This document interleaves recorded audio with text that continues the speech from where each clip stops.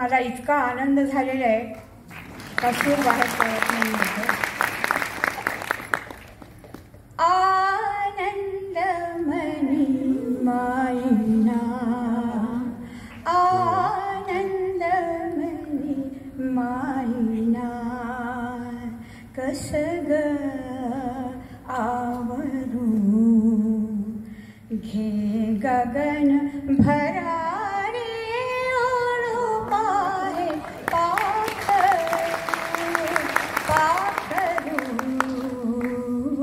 आनंद मनी माईना, कस ग आवरू घे गगन भरारी ओढू पाहे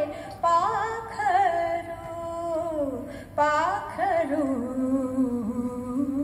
आनंद मनी माईना, आनंद मनी माईना.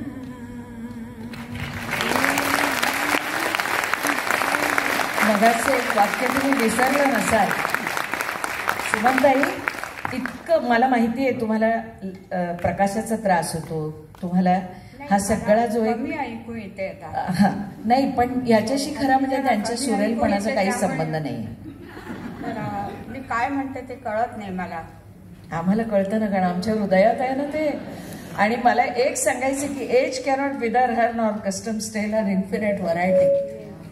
हे जे विधान आहे हे अशा व्यक्तिमत्वांसाठी असतं की वार्धक्य तुम्हाला स्पर्श करायला धजावतच नाही. आपण कुठल्या लौकिक गोष्टींबद्दल बोलतोय सुमनताई? थोडंसं कमी ऐकायला येणं, थोडा त्रास होणं, थोडा पायाचा त्रास होणं, हे सारं वयानुरूप येतं.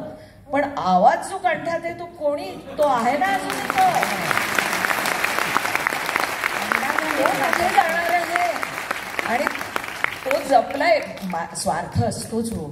मी उभी का आहे तर मी बसले तर त्यांना वाटेल मी मुलाखत घेते म्हणून उभी आहे.